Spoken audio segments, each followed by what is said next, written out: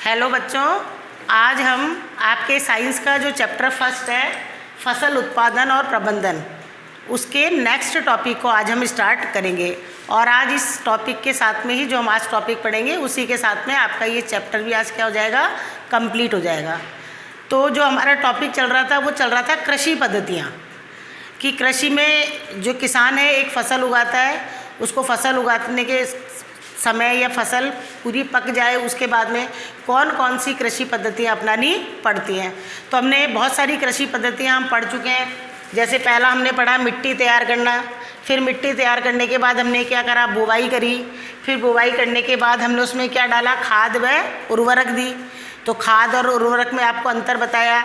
ज़्यादा जो अच्छी होती है वो क्या होती है, खाद होती है।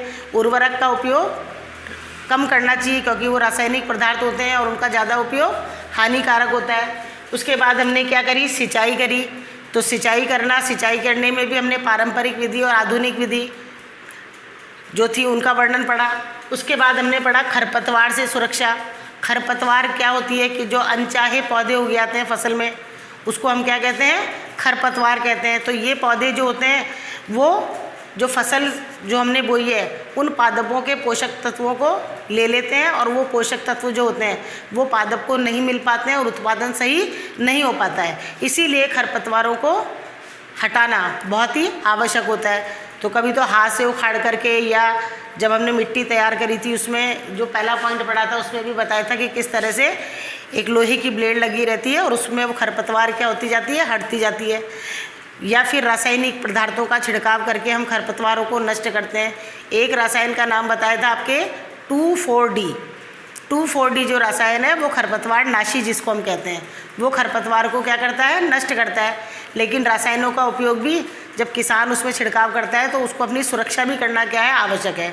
तो वो मुंह के ऊपर मास्क लगा करके उस रासायनिक पदार्थ का छिड़काव करते हैं ताकि किसान को उस रासायनिक पदार्थ से कोई भी हानि नहीं हो।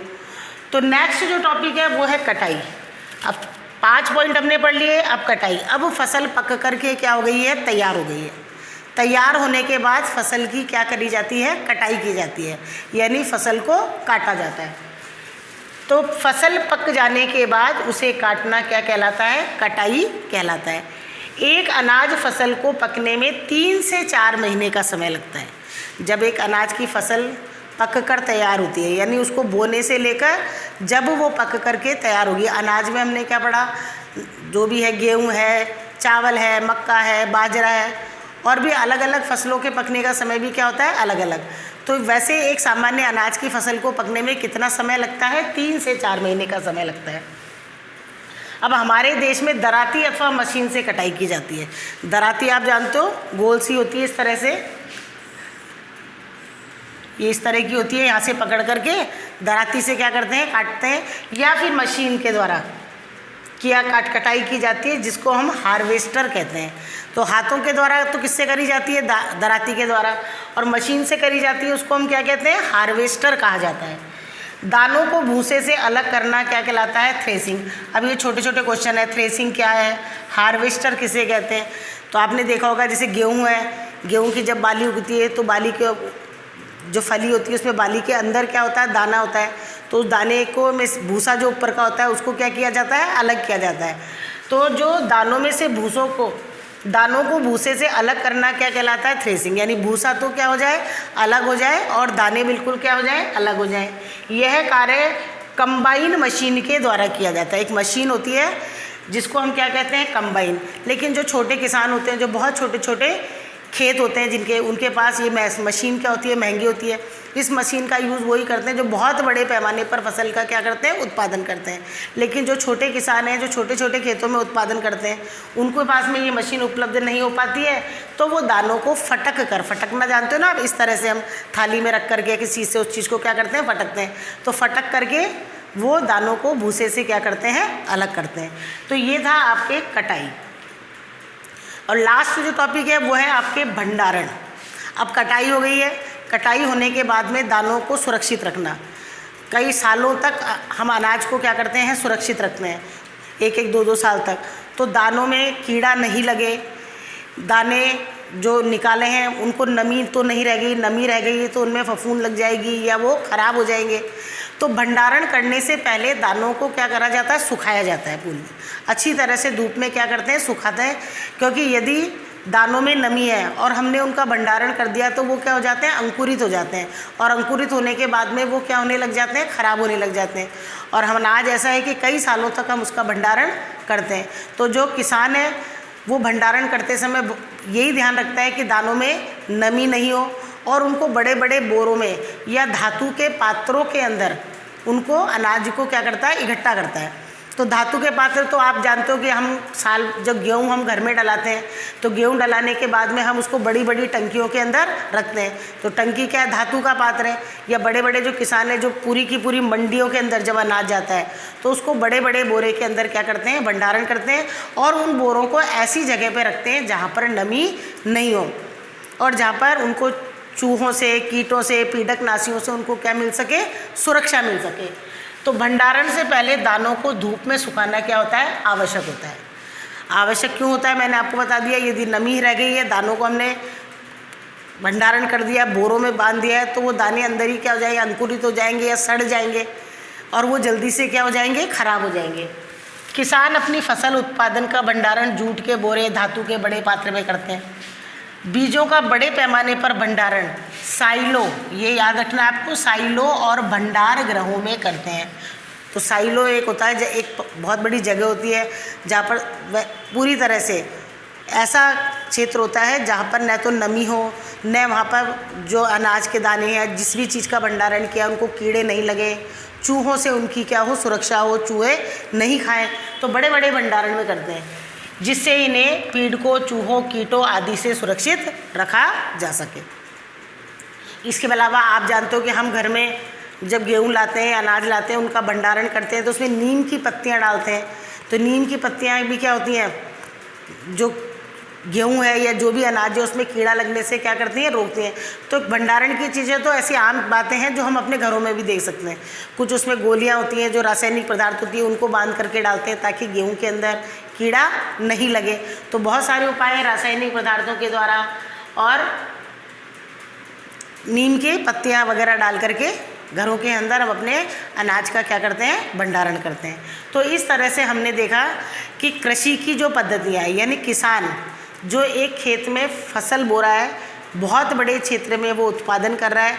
किसान यदि इस तरह इन चीज़ों का ध्यान नहीं रखें तो किसान जो उत्पादन कर रहे हैं वो हम तक नहीं पहुंच पाएंगे। इसीलिए किसान एक बहुत बड़े वर्ग जो है उसके भोजन की क्या कर रहा है, पूर्ति कर रहा है। तो उसको बहुत सारी पद्धतियाँ अपनानी पड़ती है, जब जाकर के एक फसल क्या होती है, तैयार होती है, और वो अनाज की हो या दाल की हो, किसी की भी हो, वो हम तक पहुंचती है। तो इस तरह से हमने ये पूरी पढ़ ली है। मिट्टी तैयार करना, बुवाई, खाद व उर्वरक देना, सिंचाई, खरपतवार से सुरक्षा, कटाई और भंडारण, ये क्रम से याद करनी है आपको। ऐसे नहीं कि यदि आपके आ जाए कि कृषि पद्धतियों को समझाइए, इतना बड़ा क्वेश्चन तो नहीं आता है, कृषि पद्धतियों के नाम लिखिए क्वेश्चन आ जाए। तो ऐसे नहीं कि आप पहले भंडारण लिख रहे हो, फिर मिट्टी तैयार करना, फिर खाद उर्वरक देना, ऐसा नहीं करना है। ये जो चीज़ें हैं इनको आपको क्रम से लिखना है। तो ये तो आप बिल्कुल कॉमन सेंस की बात है कि सबसे पहले हम मिट्टी तैयार करेंगे, फिर उसमें बीजों को बोएंगे, फिर उसको पोषण देने के लिए यानी पौधा अच्छा सा बढ़े इसलिए उसको खाद व उर्वरक देंगे, फिर उसमें सिंचाई करेंगे। सिंचाई में भी आपको बताया था, बूंद बूंद या ड्रिप वाला जो मेथड था वो पढ़ाया था। एक नोजल से स्प्रिंग जो होता है, फव्वारा विधि भी जिसको हम कहते हैं हिंदी में, उससे सिंचाई की जाती है। फिर खरपतवार से सुरक्षा करी है हमने, फिर कटाई करी है, और फिर भंडारण किया है।